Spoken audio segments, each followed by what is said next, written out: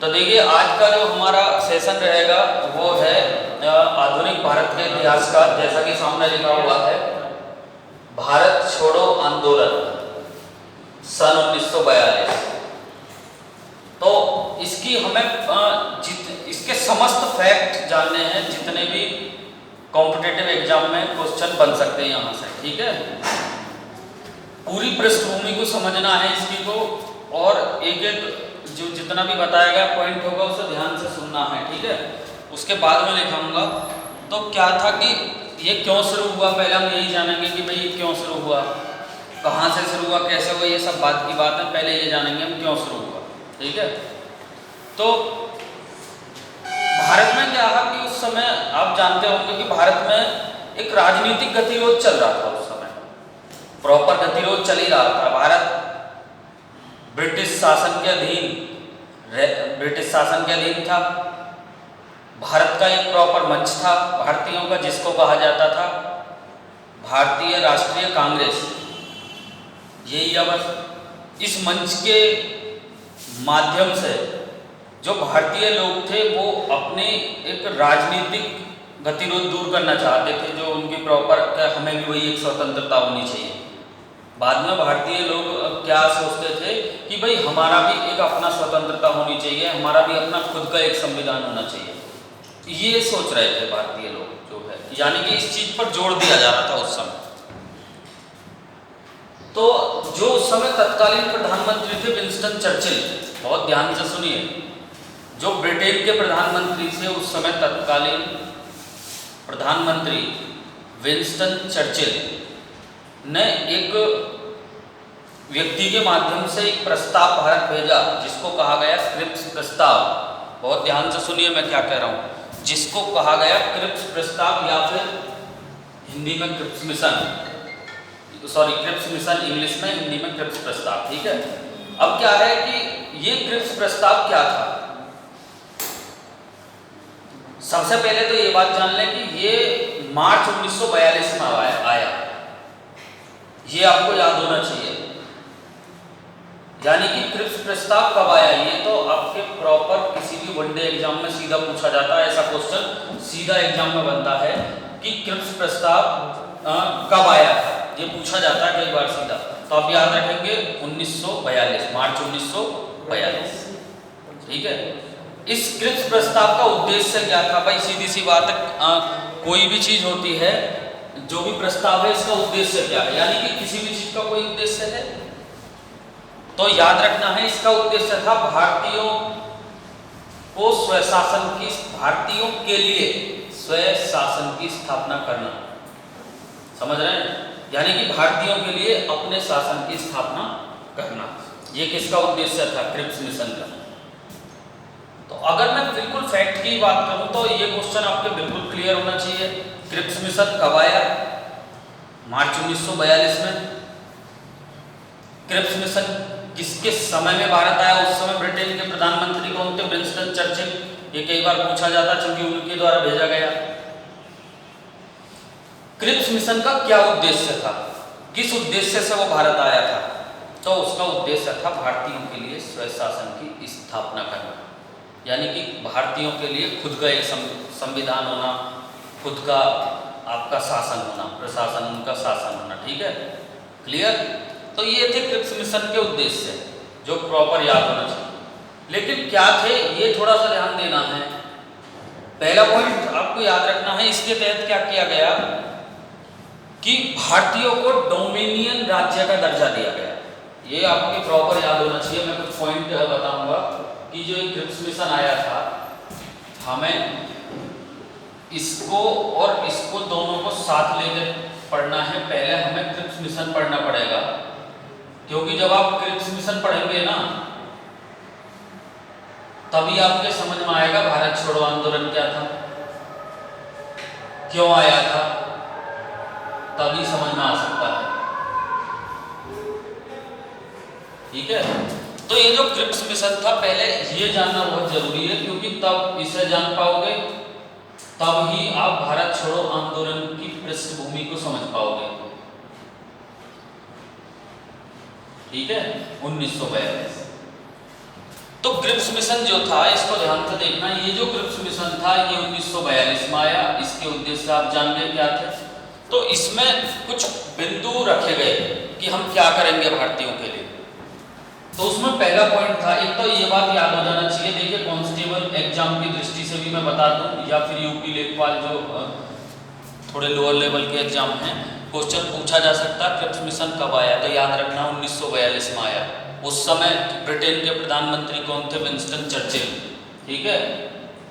इसका उद्देश्य क्या था? भारतीयों के लिए स्वशासन की स्थापना करना। ठीक है। लेकिन हिंट बिंदु क्या थे, जो क्या उन्होंने नियम बनाए ब्रिटिश ने, इसके माध्यम से जरा ध्यान देंगे। पहला पॉइंट है, इन्होंने भारतीयों को डोमिनियन राज्य देने की बात कही पहले पॉइंट में, यानी कि भारतीयों को डोमिनियन राज्य का दर्जा दिया जाएगा। आप सोच रहे होंगे आप डोमिनियन क्या होता है, जरा ध्यान से सुनना है। डोमिनियन राज्य उसे कहते हैं कि अपना कोई भी राज्य है, जैसे कोई भारत ही है उस समय, उसको अपना संविधान बनाने का अधिकार होगा, अपनी कार्यपालिका के नियम बनाने का अधिकार होगा, एग्जीक्यूटिव जो वर्क है वो करने का अधिकार होगा, अपने विधायी अधिकार करने का अधिकार होगा। लेकिन कुछ मुद्दे पर वो दूसरे देश के अधीन ही रहेंगे। कुछ मुद्दे पर वो दूसरे देश के अधीन ही रहेंगे, यानी कि ब्रिटेन के ही अधीन रहेंगे। मेरी बात समझ में आ रही है? उसको कहा जाता है डोमिनियन स्टेट। यानी कि इसको इस तरीके से समझ सकते हैं कि डोमिनियन स्टेट एक ऐसा राज्य होता है कि कुछ नियम तो उनको, कुछ अधिकार तो दे दिए जाते हैं, लेकिन कुछ अधिकार तो दूसरे के अधीन ही रहते हैं, यानी कि दूसरे के अधीन रहकर ही कार्य करना होता है। तो एक तो ये बात कह दी गई इस क्रिप्स मिशन की सहायता से। दूसरी क्या बात थी कि भारतीय अपना संविधान बना सकते हैं। क्रिप्स मिशन के तहत ये बात कही गई कि जो भारतीय लोग हैं, जो भारतीय जनता है, भारतीय राष्ट्रीय कांग्रेस के जो लोग हैं, वो अपना जो है प्रॉपर अपना संविधान का निर्माण कर सकते हैं, यानी कि संविधान बना सकते हैं। समझ रहे हैं? लेकिन वहाँ तीसरी और महत्वपूर्ण बात जो कह दी गई वो ये भी थी कि यदि भारत का कोई हिस्सा, यानी कि ये मान के चलिए भारत का यदि कोई हिस्सा, जैसे कि साउथ इंडिया ही मान लीजिए, अगर वो उस संविधान से नाखुश हो जो नया बनेगा, तो वो खुद का अपना अलग संविधान बना सकता है। बहुत ध्यान से सुनना, ये क्या बात कह दी गई इस क्रिप्स मिशन की सहायता से। यानी कि अगर भारत का कोई अलग प्रॉपर प्रांत, समझ रहे हैं, या कोई रियासत उससे खुश नहीं है उस संविधान से जो निर्मित होगा, तो फिर क्या होगा? वो जो प्रांत या रियासत थी वो खुद का अपना संविधान निर्मित कर सकती है। ये बात में किसके द्वारा कह दी गई? क्रिप्स प्रस्ताव के द्वारा। समझ रहे हैं? तभी आपको समझ में आएगा कि यह सफल ही क्यों हुआ, प्रस्ताव क्यों भारत छोड़ो आंदोलन की स्टार्टिंग हुई। समझ रहे हैं? इसके बाद अगर हम बात करें अगले पॉइंट की, जो कि क्रिप्स मिशन से ही संबंधित है, वो ये है कि जो सत्ता का हस्तांतरण है, सत्ता का हस्तांतरण और जो धार्मिक मामले हैं या फिर और भी कुछ मामले, वो आपके ब्रिटिश सरकार के अधीन ही रहेंगे, यानी कि ब्रिटेन के अधीन ही रहेंगे। एक भारत के रक्षा का दायित्व, यानी कि डिफेंस, भारत के रक्षा का दायित्व, यानी कि अन्य देशों से भारत की रक्षा का दायित्व भी ब्रिटेन पर ही होगा। तो अब आप मुझे एक बात बताइए, भारतीय लोग यानी कि भारतीय राष्ट्रीय कांग्रेस उस समय भारत की स्वतंत्रता चाह रही थी, यानी कि खुद एकदम स्वतंत्र हो, भारत इंडिपेंडेंट हो, क्लियर, हर चीज में इंडिपेंडेंट हो। तो अब इन कुछ बातों से ऐसा लगता है कि इसमें इंडिपेंडेंट वाली बात ही कहीं नहीं है, क्योंकि उन्होंने ये तक कह दिया कि किसी विदेश से अगर आक्रमण होगा ना, तो भारत की रक्षा का दायित्व किस पर होगा? ब्रिटेन पर होगा, यानी कि उत्तरदायित्व ब्रिटेन का होगा, हम रक्षा करेंगे। इसका अर्थ ये भी है कि भारत की तरफ से ब्रिटेन को कुछ कहना है तो कह सकता है वो खुल के, चाहे भारत के वो मन में बात है या नहीं है। समझ रहे हैं? तो ये था आपका क्रिप्स मिशन। या हिंदी में क्रिप्स प्रस्ताव। तो ये क्रिप्स प्रस्ताव के माध्यम से कुछ भारतीयों के लिए बातें सामने रखी गई कि भाई आप इस तरीके से करिए, हम ऐसा करेंगे आपके लिए और आपको इस तरीके से चलना, ठीक है। अब क्या है कि इन्होंने कह तो दिया क्रिप्स प्रस्ताव के माध्यम से ये बातें, लेकिन क्रिप्स प्रस्ताव जो था वो ध्यान से सुनना है, वो मोस्टली असफल क्यों हो गया, रीजन क्या था इसका, ये फेलियर क्यों हुआ। पहला रीजन ये था कि जैसा मैंने बताया कि डोमिनियन राज्य का दर्जा, वो कह रहे थे डोमिनियन राज्य का दर्जा दे, जबकि भारत के लोग, भारतीय राष्ट्रीय कांग्रेस क्या चाह रही थी, भारत को पूर्ण स्वतंत्रता होनी चाहिए, डोमिनियन राज्य नहीं, भारतीय को पूर्ण स्वतंत्रता होनी चाहिए, इंडिपेंडेंट पूरी तरीके से। और डोमिनियन का मतलब होता कुछ क्षेत्रों में तो कार्य करने की आज़ादी, लेकिन कुछ क्षेत्रों में नहीं होती है, यानी कि वही अधीन रहकर कार्य करना। उसके बाद मैंने बताया अपने संविधान का निर्माण कर सकते हैं, ठीक है, लेकिन इसका असफल होने का कारण क्या था। उन्होंने ये जो बात कह दी कि भारत का यदि कोई देशी रियासत या प्रांत उस संविधान को स्वीकार ना करना चाहे, समझ रहे हैं, तो वो क्या कर सकते हैं, वो खुद का अपना संविधान बना सकते हैं। और अगर वो खुद का बनाएंगे तो मुझे एक बात बताइए, भारत एक कैसा हो जाएगा, कभी भी नहीं एक हो सकता इस स्थिति में भारत। इसलिए ये बात भी कहीं ना कहीं भारतीयों को विरोधी लगी। इसके अलावा रक्षा का दायित्व ब्रिटेन ने अपने पास रखा, यानी कि अगर विदेश से आक्रमण होता है तो रक्षा का दायित्व ब्रिटेन पर होगा।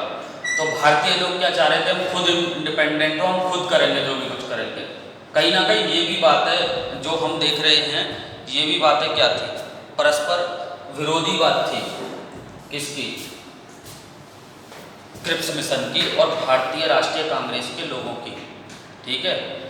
इसी कारण क्या हुआ कि चूंकि सारी बातें ही ऐसी थी, सत्ता का हस्तांतरण भी हमारी मर्जी से होगा, यानी कि ब्रिटेन के ही सत्ता का हस्तांतरण जो भी होगा अगर ब्रिटेन के माध्यम से होगा, धार्मिक मामले वगैरह हम ही देखेंगे।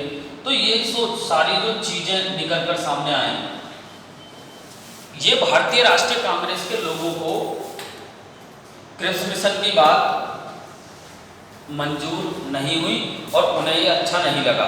किसको, भारतीय राष्ट्रीय कांग्रेस में देखिए दो तो प्रॉपर ऐसे व्यक्ति थे जो ज़्यादा फेमस थे, जिन्हें हम पढ़ते भी, एक तो महात्मा गांधी और एक आपका जवाहरलाल नेहरू, समझ रहे हैं। ये बात भी आपको याद होनी चाहिए, कई बार पूछा जाएगा, ये बात कई बार पूछ लिया जाएगा कि कौन प्रॉपर दो भारतीय राष्ट्रीय कांग्रेस के जो प्रमुख व्यक्तित्व थे, जो उस समय लीडर थे इसके, महात्मा गांधी और जवाहरलाल नेहरू। इसके अलावा मुस्लिम लीग ने भी इसको अस्वीकार कर दिया था, किसको, क्रिप्स मिशन को। क्यों, क्योंकि मुस्लिम लीग की पाकिस्तान की मांग को ठुकरा दिया गया था। बहुत ध्यान से सुनिए, मुस्लिम लीग ने 1940 में अलग पाकिस्तान की मांग की थी। मैं कुछ बोल रहा हूँ उसको ध्यान से सुनना, हमें अलग पाकिस्तान होना चाहिए हमारा। उस मांग को अंग्रेजों के द्वारा क्या कर दिया गया था, ठुकरा दिया गया था। इसीलिए मुस्लिम लीग ने भी इसका समर्थन नहीं किया, भारतीय राष्ट्रीय कांग्रेस ने भी इसका समर्थन नहीं किया, मुस्लिम लीग ने भी इसका समर्थन नहीं किया। यानी कि क्रिप्स प्रस्ताव जो है, अगर हम एक वे में समझें, ये मोस्टली क्या हो गया, फेल हो गया, ऐसा ही है।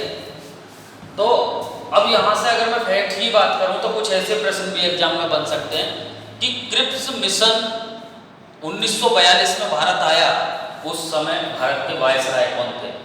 तो याद रखना है स्टूडेंट, लॉर्ड लिनलिथगो। लिखाऊंगा मैं बाद में, पहले प्रॉपर वे में एकदम समझ जाना है, ठीक है। यानी कि ये क्वेश्चन आपसे सीधा पूछा जा सकता है कि क्रिप्स मिशन जिस समय भारत आया उस समय भारत के वायसराय कौन थे, लॉर्ड लिनलिथगो। और ये भी आप समझ गए होंगे, चूंकि भारत छोड़ो आंदोलन भी 1942 में हुआ, तो उस समय भारत के वायसराय कौन थे, लॉर्ड लिनलिथगो, समझ रहे हैं।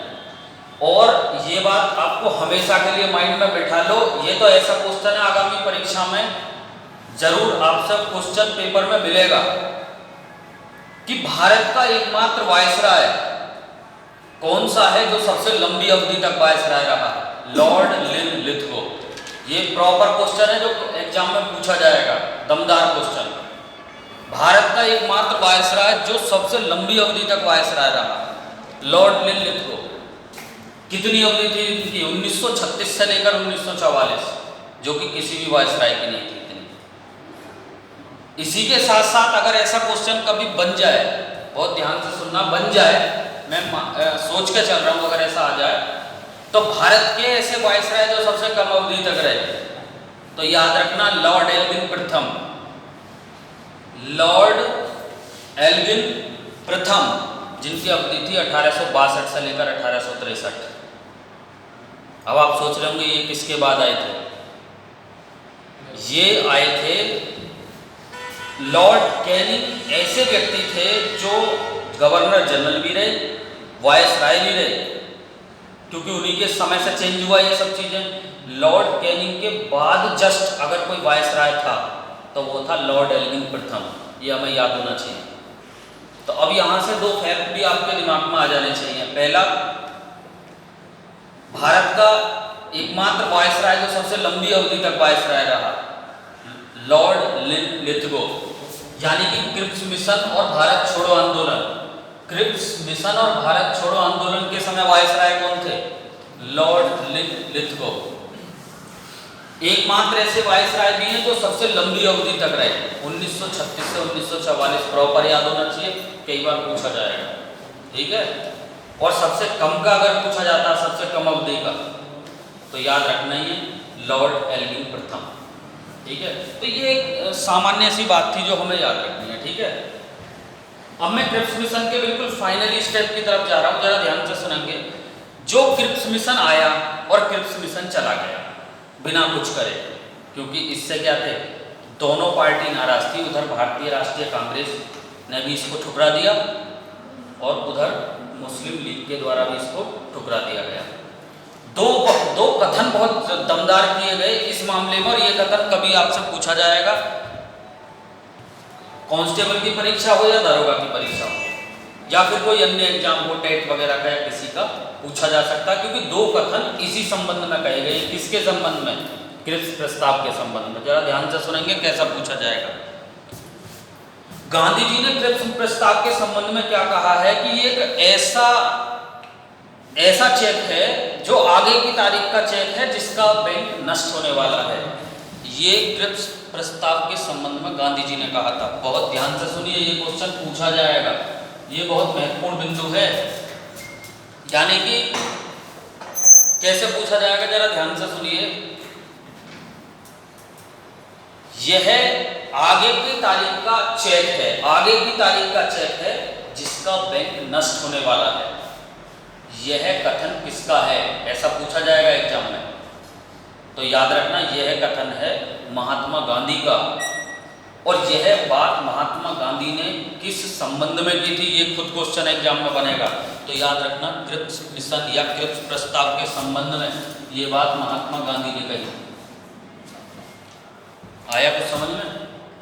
ध्यान से सुनना है। दूसरा कथन जो फेमस है, ये भी पूछा जाएगा इसी के संबंध में।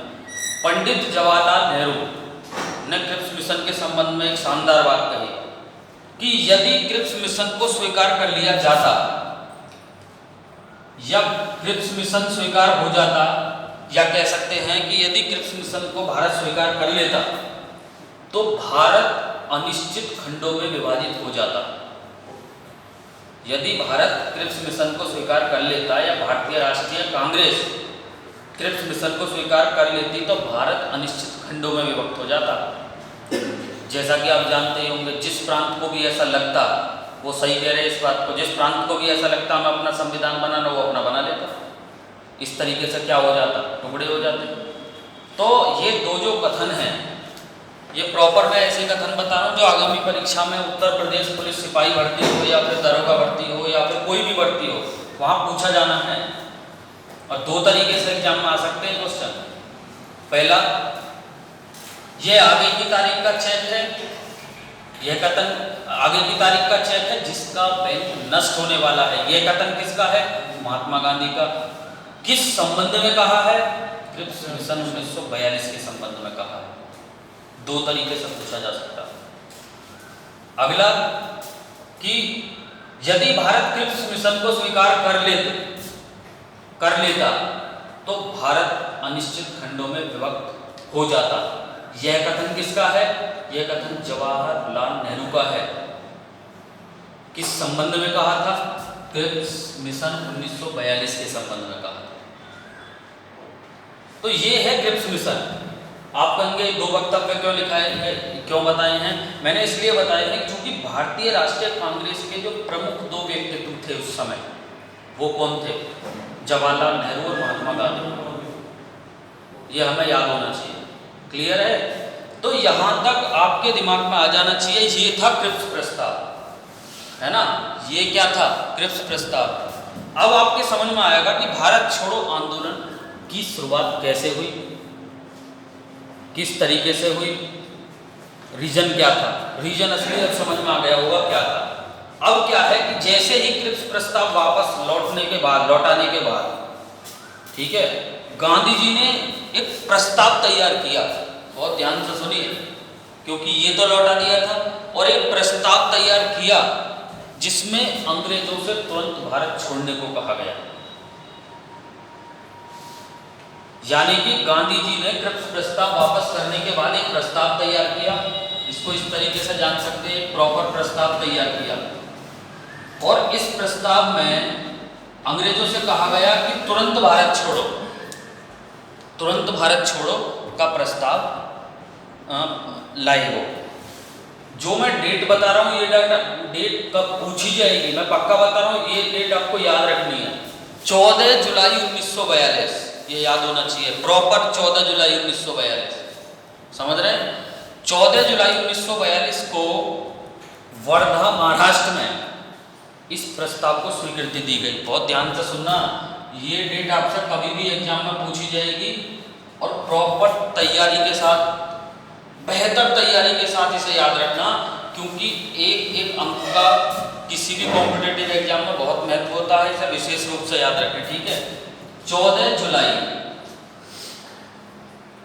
जुलाई 1942 को ये जो महात्मा गांधी का जो प्रस्ताव था, जिसमें कहा गया था अंग्रेजों तुरंत भारत छोड़ो का प्रस्ताव जो स्वीकृति प्रदान हुई, ध्यान रखना, वो 14 जुलाई 1942 को वर्धा महाराष्ट्र में इसको स्वीकृति प्रदान की गई। वर्धा महाराष्ट्र।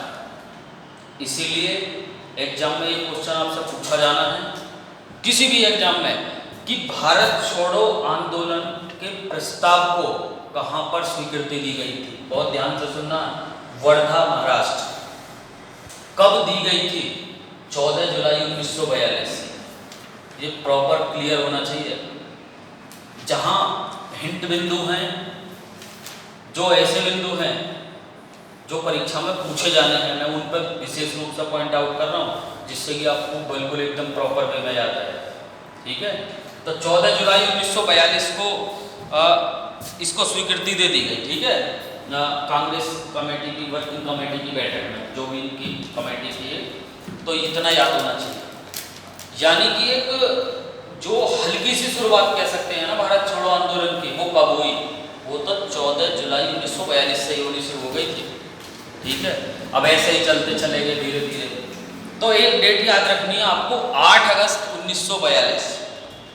बहुत ध्यान से सुनना, जब प्रॉपर रूप से आंदोलन की स्टार्टिंग हुई 8 अगस्त 1942। कैसे याद रखोगे? मेरे जन्मदिन के 3 दिन बाद, 8 अगस्त 1942।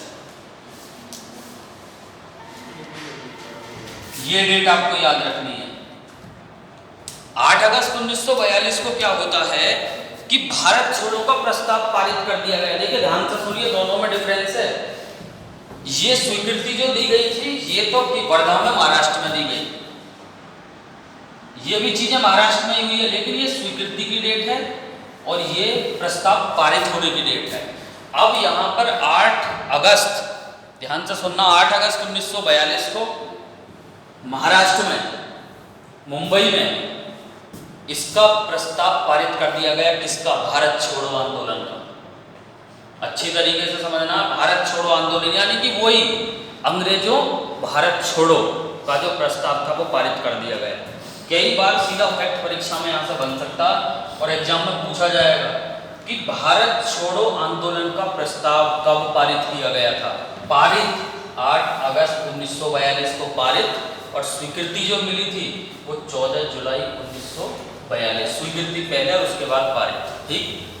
अब क्या है, ब्रिटिश सरकार को ये बात मालूम थी, ऐसा थोड़ी है कि अंग्रेज वहां पर अंग्रेज शासन के अधीन भारत रह रहा है, अंग्रेजों के अधीन भारत कार्य कर रहा है, तो ऐसा थोड़ी है कि अंग्रेजों को ये बात मालूम ना हो। क्या ऐसा हो सकता? क्या ऐसा हो सकता है कि चीजें चल रही हो और प्रॉपर सरकार को मालूम ना हो? ऐसा नहीं हो सकता, उन्हें सब बात मालूम थी। ठीक है, तो क्या है कि उन्होंने 8 अगस्त की रात 12 बजे यानी कि 9 अगस्त को, बहुत ध्यान से सुनिए, 9 अगस्त को,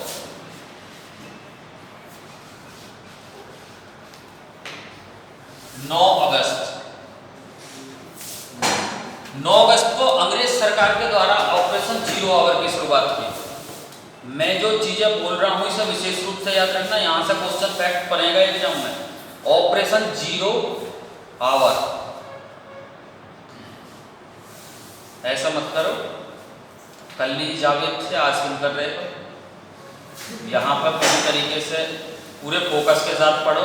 लाइफ में कुछ करना है ना तो पूरे कंसंट्रेशन के साथ पढ़ना होगा, समझ रहे हैं। तो इधर देखेंगे 9 अगस्त को अंग्रेज सरकार के द्वारा, बहुत ध्यान से सुनिए मैं क्या कह रहा हूँ, एक एक बिंदु को पूरी तरीके से सुनना, पूरा जो फोकस है ना आपका पूरा मेरी बातों पे होना चाहिए। मैं गारंटी दे रहा हूँ पूरा कंसेप्ट क्लियर हो जाएगा, क्योंकि पूरी जब तक आपका सिलेक्शन होगा जब तक के लिए वापस पढ़ने की जरूरत नहीं पड़ेगी दोबारा। ये जो 9 अगस्त है, 9 अगस्त को क्या हुआ, अंग्रेज सरकार के द्वारा, भारतीय राष्ट्रीय कांग्रेस के द्वारा नहीं, अंग्रेज सरकार के द्वारा एक ऑपरेशन चलाया गया जिसका नाम था ऑपरेशन जीरो आवर। ये कभी पूछा जा सकता है एग्जाम में। कैसे पूछा जाएगा? ऑपरेशन जीरो आवर का संबंध किससे है? तो आप कहोगे भारत छोड़ो आंदोलन से।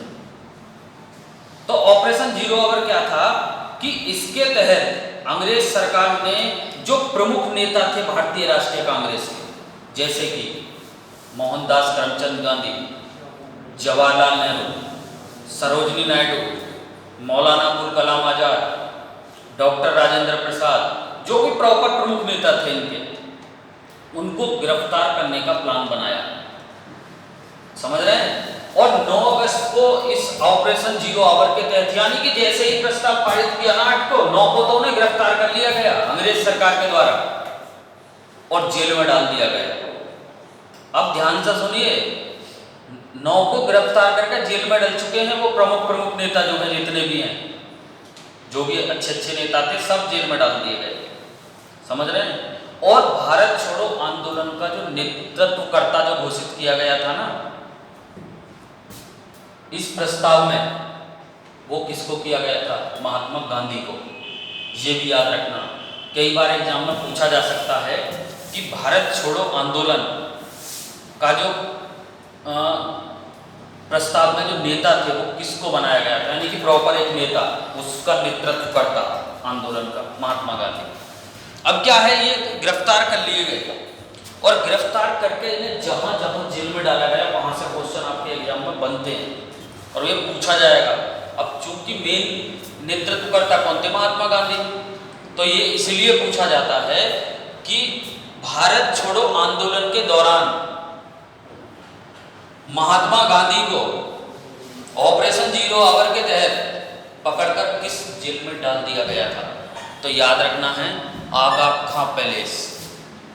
कई बार पूछा जाएगा, ये क्वेश्चन बन सकता, पूना के आगा खां पैलेस में रखा गया था, ठीक है। और साथ ही साथ याद रखना उसी आगा खां पैलेस में सरोजिनी नायडू को भी रखा गया था। हो सकता है कई बार जॉइंटली एग्जाम में क्वेश्चन बन जाए, तो इसे भी याद रखेंगे, यानी कि सरोजिनी नायडू को भी रखा गया था उसी आ रखा पहले से, समझ रहे हैं। अब आप सोच रहे होंगे कि जब ये मुख्य मुख्य नेता गिरफ्तार कर लिए तो फिर आंदोलन चला कैसे, उसका रीजन है, सुनना जरा भी मैं बताऊंगा। आग लगाने वाले वक्तव्य, जो आग लगाने ऐसे ही बिना माचिस के, समझ रहे हैं, जब ऐसे वक्तव्य चलेंगे तो फिर जो है पब्लिक चलती है आगे को, ठीक है। क्या है कि अब ध्यान से सुनना, कई बार पूछा जाएगा जवाहरलाल नेहरू को कहाँ रखा गया, क्योंकि ये तो दो प्रमुख व्यक्तित्व ऐसे थे, ये तो दो प्रमुख व्यक्तित्व ऐसे थे जो उस समय प्रमुख लीडर थे, ये मान के चलिए मेन लीडर इंडिया के, जैसे कि वर्तमान में मोदी जी और योगी जी, ऐसा मान लीजिए, समझ रहे हैं। तो जवाहरलाल नेहरू को जो रखा गया वो अल्मोड़ा जेल में रखा गया उस समय, मैं लिखाऊंगा बाद में, सिर्फ सुनते रहना, अल्मोड़ा, ये पूछा जाएगा। भारत छोड़ो आंदोलन 1942 के दौरान जो ऑपरेशन जीरो आवर चलाया गया, उस समय जवाहरलाल नेहरू को किस जेल में रखा गया था? अल्मोड़ा जेल, शायद अल्मोड़ा उत्तराखंड में है, ठीक है, ऐसा ही है। इसके बाद पूछा जाएगा राजेंद्र प्रसाद को कहाँ रखा गया। राजेंद्र प्रसाद भी उस समय ठीक ठाक व्यक्तित्व थे, तो इनको बांकीपुर जेल पटना में रखा गया, बांकीपुर जेल पटना में बंद कर दिया गया इन्हें। और इसके बाद बात करता हूँ अबुल कलाम आजाद, नाम सुना होगा और नहीं सुना है तो सुन लेना, अबुल कलाम आजाद। अबुल कलाम आजाद को वाकुड़ा जेल, वाकुड़ा जेल में रखा गया, क्लियर। यानी कि मैक्सिमम जो अच्छे अच्छे व्यक्तित्व थे उस समय, लीडर थे, उन्हें जेल में डाल दिया गया। इस बात को लेकर पब्लिक में और ज्यादा रोष उत्पन्न हो गया और ज्यादा गुस्सा उत्पन्न हो गया और पब्लिक ने तोड़फोड़ शुरू कर दी, समझ रहे हैं, तोड़फोड़ शुरू कर दी, जहां जो मिला तोड़ना शुरू कर दिया। यानी कि ये पहला आंदोलन था ऐसा जो अहिंसात्मक भी था और हिंसात्मक भी था, दोनों तरीके से चला, अहिंसात्मक भी और हिंसात्मक भी। हालांकि महात्मा गांधी के द्वारा यह तय कर दिया गया था इस आंदोलन में कि हिंसात्मक, हिंसा ना हो, लेकिन फिर भी ये आंदोलन हिंसात्मक भी रहा और अहिंसात्मक भी रहा, दोनों तरीके से चला, ठीक है। अब क्या है कि जब ये चला उस समय तो कुछ ने लंबे लंबे वक्तव्य दिए, जरा वक्तव्य सुनेंगे किस तरीके से क्वेश्चन पूछा जाएगा एग्जाम में। एक तो यही पूछा जाना, एक तो ये प्रॉपर पूछा जाएगा क्या, जैसा कि जानते ही होंगे सब, पूछा जाता है करो या मरो का नारा किसने दिया, डू और डाई, महात्मा गांधी। भारत छोड़ो आंदोलन के दौरान महात्मा गांधी ने ये नारा दिया था। और ये नारा कैसा था आप खुद भी समझते होंगे, आज भी प्रॉपर रख के देख लीजिए, करो या मरो। यानी कि अब वो स्थिति आ चुकी है अंग्रेजों के विरुद्ध कि या तो करो या फिर मरो। और अगर ऐसी स्थिति आती है ना स्टूडेंट, यदि इस तरीके के नारे लगते हैं तो निश्चित है कि जनता में इतनी आग लग जाती है कि वो निश्चित ही उखाड़ फेंकते हैं दूसरे देश के शासन को। ये वास्तविकता है। जब व्यक्ति को ऐसा लगेगा ये करो या मरो तो फिर पूरी ताकत के साथ जाएगा ना आगे। तो ये भी चीज याद रखना। एक कथन है जो पूछा